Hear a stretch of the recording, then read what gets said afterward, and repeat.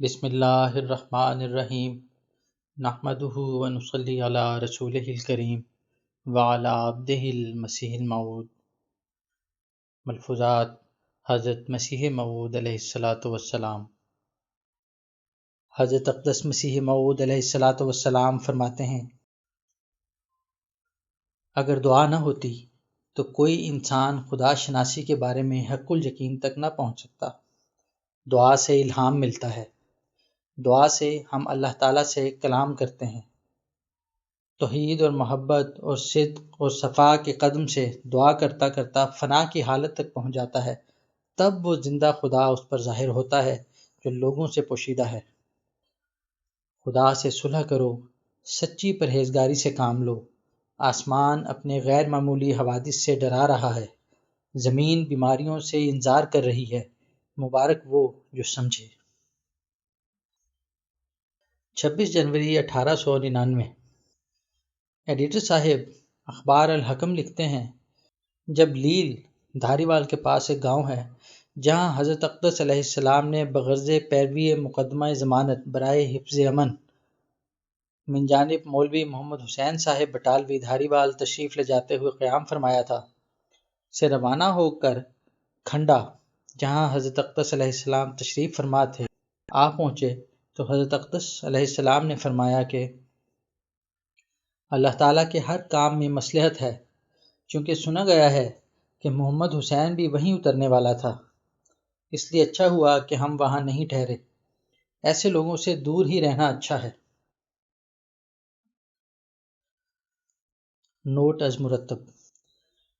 تبدیل فرودگاہ کا باعث یہ ہوا کہ حضرت اقدس علیہ السلام بسواری پالکی روانہ ہوئے تھے اور حضرت مولانا نور الدین صاحب رضی اللہ عنہ اور چند اور دوست بٹالے کے رستے گاڑی پر سوار ہوئے تھے، اور یہ امر مقرر شدہ تھا کہ مقام نزول لیل ہی ہوگا، مگر حضرت اقدس علیہ السلام کو راستے میں رانی ایشور کور سکنہ دھام سردار جیمل سنگھ کی بیوہ بہو کا خاص آدمی پیغام لے کر ملا کہ آپ میرے ہاں قیام فرماویں۔ چنانچہ حضرت اقدس علیہ السلام نے اس کا پیغام منظور فرما لیا اور وہیں قیام فرما ہوئے، مگر گاڑی والے دوستوں کو اطلاع نہ ہوئی، اس لیے وہ لیل ہی پہنچے۔ بعد میں حضرت اقدس علیہ السلام کے بلوانے پر سب وہیں اکٹھے ہو گئے۔ تھوڑی دیر کے بعد رانی ایشور کور نے اپنے اہلکاروں کے ہاتھ ایک تھال مصری کا اور ایک باداموں کا بطور نذر پیش کیا اور کہلا بھیجا، بڑی مہربانی فرمائی، میرے واسطے آپ کا تشریف لانا ایسا ہے جیسے سردار جیمل سنگھ آن جہانی کا آنا۔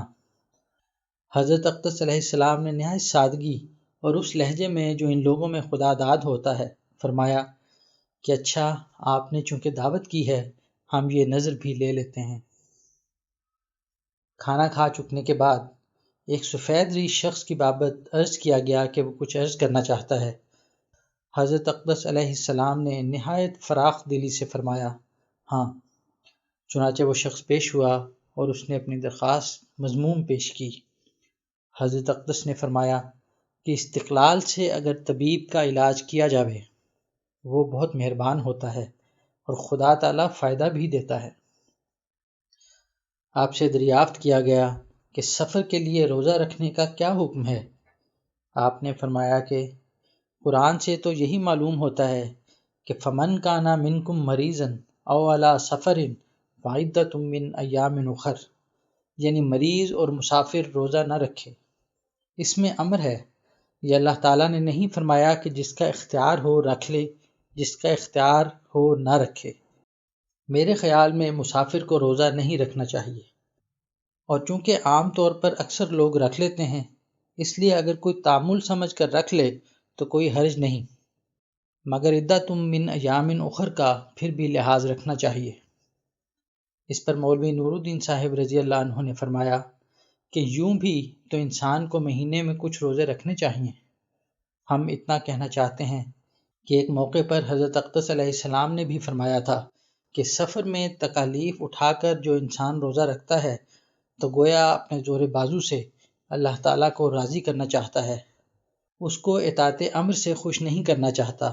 یہ غلطی ہے، اللہ تعالیٰ کی اطاعت امر اور نہی میں سچا ایمان ہے۔